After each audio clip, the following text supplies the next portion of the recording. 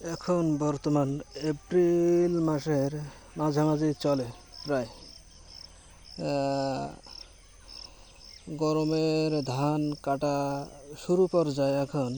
ভুট্টা ভুট্টা প্রায় অনেকের পেকে গেছে। এখন যারা সূর্যমুখী চাষ করেছেন, সূর্যমুখী চাষের জন্য একটা বিষয় খেয়াল রাখা উচিত।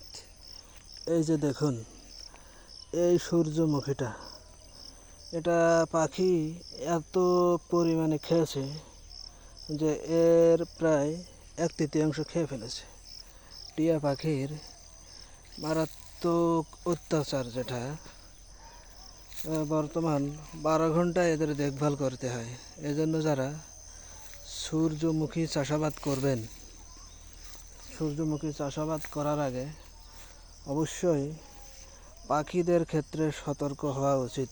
দেখুন, এই যে পাশের গাছগুলা অনেক ফল খেয়ে ফেলেছে। এই একটা ফল খেয়ে ফেলেছে, এই যে পাশের অনেকগুলা ফল খেয়েছে, ওই মাঝের ফলগুলা বেশিরভাগ ফল খেয়ে ফেলেছে।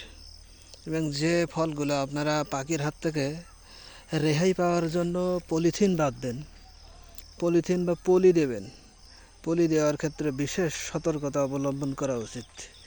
যেমন দেখুন, এই কৃষক অনেকগুলা সূর্যমুখী ফুল চাষ করেছে এবং চাষ করার এক পর্যায়ে এবার পাখির হাত থেকে রেহাই পাওয়ার জন্য এখানে পলি বেঁধে দিয়েছে।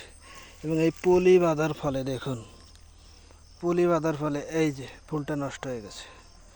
এই ফুলটা একবারে ড্যামেজ হয়ে গেছে, কারণ পলি যখন গরম হবে, এই গরমের সময় এই পলিটা গরম হচ্ছে এবং এতে পানি জমছে। এই পানিটা আবার বাষ্প হয়ে এতে ইফেক্ট হচ্ছে। এই ইফেক্ট হওয়ার কারণে এই ফলটা নষ্ট হয়ে যাচ্ছে। এজন্য যারা পলিথিন বেঁধে দেবেন, পলিথিন বাঁধার ক্ষেত্রে বিশেষ সতর্কতা অবলম্বন করা উচিত। এবং যে সমস্ত পলি বাঁধার উপযোগী এবং ছিদ্রযুক্ত পলি, এই সমস্ত পলিগুলা আপনারা বাঁধবেন।